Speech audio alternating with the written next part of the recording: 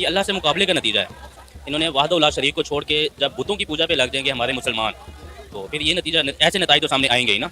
तो अल्लाह ताला के गज़ब से डरना चाहिए हम मुसलमानों को। ये हम लोगों के लिए भी ये एक सबक है। हम लोग भी खुदा को भूल चुके हुए हैं। मैं तो कौन है ये लोग, कहां से आते हैं? शुक्र करना चाहते हैं, उधर मंदिर बना रहे थे। अच्छा। बड़ा अल्लाह का करम हुआ तो वो खत्म हो गया। ये अल्लाह का अज़ाब भी है। उनको ये समझ डाल गई कि ये अल्लाह हमारा एक ही है, वो भगवान वगैरह उधर नहीं चलता। अच्छा। हम बहुत इस बात पे खुश हैं कि ये सारा कुछ उनका जो गिर गया। पाकिस्तान एकदम इन्होंने वक्त बदल दिया, जज्बात बदल दिए, जिंदगी बदल दी। बारिशें तो नबी सल्लल्लाहु अलैहि वसल्लम ने 1400 साल पहले ही बता दिया था कि अरब में हरियाली आनी है, और ये हरियाली सूखे खेतों में तो आएगी नहीं। उसके लिए ये बारिशें हैं जो अल्लाह ताला ने अपने नबी की बात को सच्चा करने के लिए बरसा दी हैं। और बारिशें इतनी बरसाई हैं कि उन्हें बता दिया है कि तुम्हारी औकात क्या है। पूरी दुनिया पे राज करने का जो सोच रहे थे अरब, वो इस टाइम यहूदियों के गुलाम बने बैठे हैं, हिंदुओं के गुलाम बने बैठे हैं, और उसके नतीजे वो भुगत रहे हैं। मेरे तो अगर बस में चले तो सब मंदिरों को मैं क्रेन जी लेमन ज्यादती है, ये तो ज्यादती है। देखिए मुझे बताएं, जब आप बड़ा हरामी हो बेटा। की मस्जिद, मेरी बात सुने, जब आपकी मस्जिद को कोई कुछ करेगा आपको तकलीफ होगी कि नहीं होगी? बिल्कुल, हम मुसलमान है, साडा मुसलमाना दा मुल्क है, इस्लाम वाला मुल्क है। इत्थे कोई भगवान शगवान नहीं चलना जिद्दी असी कोई पूजा करनी है। छोड़ दो। और तूफान शुरू तभी से हो चुके थे जब से मंदिर का उसका ओपनिंग हुई थी, उसका इफ्तिताह हुआ था। उसका कितना प्रोटोकॉल दिया गया, मेरा नहीं ख्याल कि कभी हमारे अरब ममालिक में, इवन सऊदी अरब में भी किसी मुस्लिम लीडर को इतना प्रोटोकॉल दिया गया होगा जितना प्रोटोकॉल उन्होंने हिंदुओं के एक बड़े उसको पुजारी को दिया। सियावर रामचंद्र की। नमस्कार, आज मैं आपको ऐसे जाहिल पाकिस्तानी को सुनाने वाला हूं जिसकी जाहिलियत भरी बातें सुनकर आपको काफ़ी हंसी आएगी। दोस्तों, दुबई में बारिश हुई है, काफ़ी बारिश हुई है, और इतना बारिश आज तक दुबई में कभी नहीं हुआ। यहाँ पर जाहिल पाकिस्तानी बोल रहा है कि दुबई में मंदिर बनाया गया है, इसीलिए वहाँ पर अल्लाह ने क़यामत बरसाई है और इसीलिए वहाँ पर बारिश हुआ है। लेकिन इसे पता होना चाहिए कि पाकिस्तान की जो स्थिति अभी है शायद ही किसी से छुपी हो। वहाँ की क्या हालत है पूरी दुनिया जानती है, लेकिन इस जाहिलों की जाहिलियत भरी बातें सुनकर आपको हंसी आएगी। तो चलिए सुनते हैं पाकिस्तान जाहिलों की जाहिलियत भरी बातें, उसके बाद बात करते हैं। Mohammad rice sir. Mohammad rice, क्या करते हैं आप? मैं इधर जॉब करता हूँ। आपने खबर सुनी होगी, यूएई में जो है बहुत ज्यादा बारिशें हो रही हैं। दुबई में इतनी बारिशें हुई हैं कि वहाँ पे सैलाब आ गया है। वहाँ के जो एयरपोर्ट है पानी से भर गए हैं, और वहाँ पे हवाई जहाज जो है वो कश्तियों की तरह तैर रहे हैं, और इसी के साथ साथ दुबई का आसमान भी हरे रंग का हो गया। क्या कहना चाहेंगे आप इस पर? ये मैं तो शुक्र करना चाहती है, उधर मंदिर बना रहे थे। अच्छा। बड़ा अल्लाह का करम हुआ तो वो खत्म हो गया। ये अल्लाह का अज़ाब भी है। उनको ये समझ डाल गई कि ये अल्लाह हमारा एक ही है, वो भगवान वगैरह उधर नहीं चलता। अच्छा। हम बहुत इस बात पे खुश हैं कि ये सारा कुछ उनका जो गिर गया। दूसरी बात, अज़ाब हमारे मुल्क में भी है।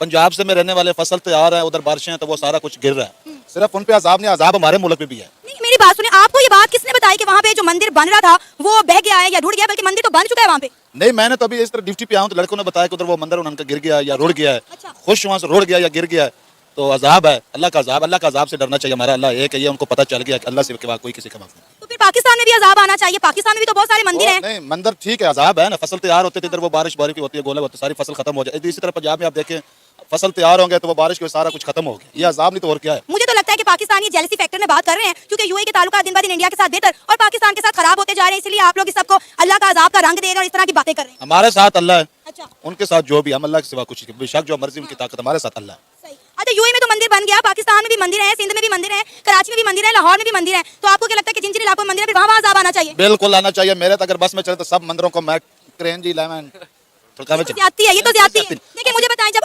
आपकी मस्जिद, मेरी बात सुने, जब आपकी मस्जिद को कोई कुछ करेगा आपको तकलीफ होगी कि नहीं होगी? बिल्कुल, हम मुसलमान है, साडा मुसलमाना दा मुल्क है, इस्लाम वाला मुल्क है। इत्थे कोई भगवान शगवान नहीं चलना जिद्दी असी कोई पूजा करनी है। असी अल्लाह के सिवा किसी दी नहीं है। पता है, आप लोगों के ना इस तरह के बयानों की वजह से, आप लोगों की तरह की सोच की वजह से ना फिर दोनों मुल्कों के दरमियान नफरतें बढ़ती हैं। मेरी बात सुने, हमारे तो मुल्क, अगर पाकिस्तान की बात करें, हमारे इस्लाम की बात करें, तो वो भी हर मजहब को पूरी पूरी आजादी देता है। फिर हम कौन होते हैं मंदिर तोड़ने वाले?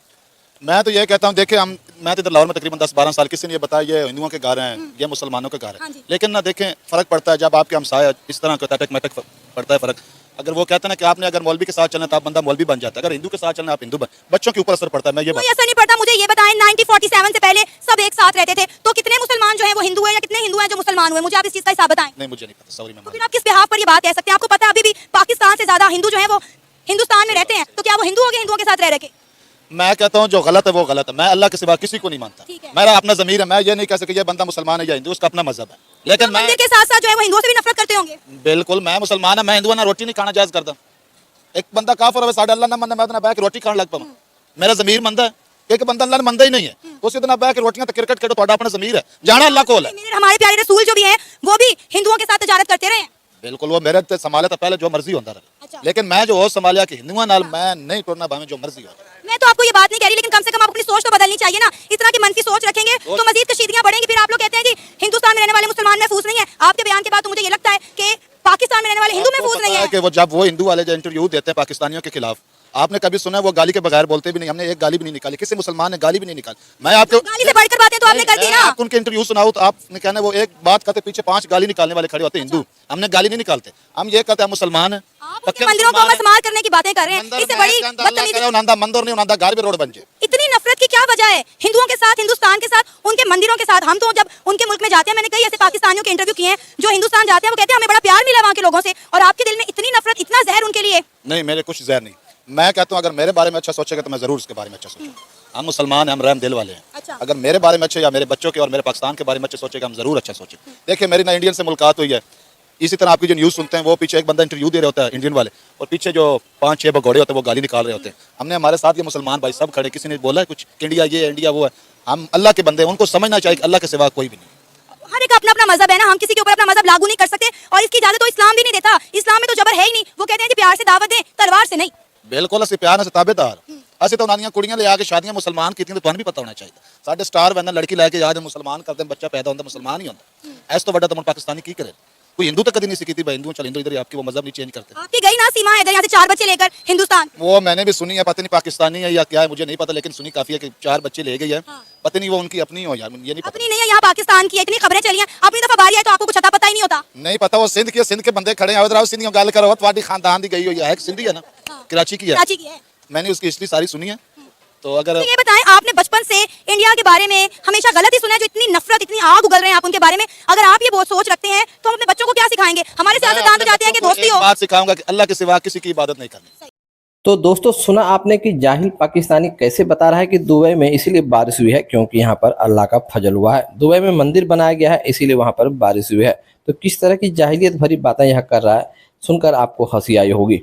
दोस्तों पता होना चाहिए इस पागल पाकिस्तानी को कि पाकिस्तान की अभी क्या स्थिति है। महंगाई पूरी दुनिया में सबसे ज़्यादा कहीं पर है तो वह पाकिस्तान में है।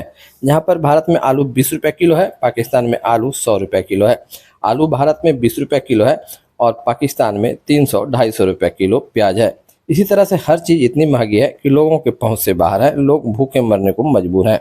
अभी हाल में रमज़ान गुजरा है, लेकिन रमज़ान में वहां पर रौनक गायब थी। लोग भूखमरी की बातें कर रहे थे और बता रहे थे कि हमारा रमज़ान ईद अच्छा नहीं गुजरा क्योंकि महंगाई बहुत है और हमारे पास पैसा नहीं है। इसी तरह से पाकिस्तान में और भी कई बार आफत आई है, वहाँ पर भी बाढ़ आया है, पानी पड़ा है, भूकंप हुआ है, लेकिन जाहिल पाकिस्तानियों को ये सब बातें नहीं दिखती है। उसे लगता है कि दुबई में बारिश हुआ है, इसीलिए बारिश हुआ है क्योंकि वहाँ पर अभी हाल में मंदिर बनाया गया है। लेकिन पाकिस्तान की इतनी ख़राब स्थिति क्यों है, इस जाहिल पाकिस्तानियों को पता होना चाहिए। पाकिस्तान में आए दिन लगातार कितनी प्रॉब्लम होती रहती है। लोगों को खाने की सामान नहीं मिल रही है, दवाइयाँ नहीं मिल रही है और भी किसी तरह की कोई सुविधा नहीं है।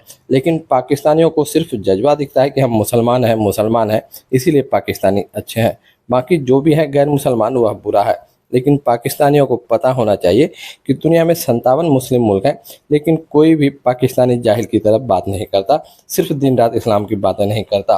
लोग अपनी तरक्की में और देश दुनिया के साथ मिलकर चलना चाहते हैं, लेकिन पाकिस्तानी सिर्फ इस्लाम की बात करते हैं और गैर इस्लाम को हमेशा धमकाते रहते हैं, डराते रहते हैं और बताते हैं कि जो गैर इस्लाम है वहाँ पर क़यामत आएगा, सारे लोग मर जाएंगे।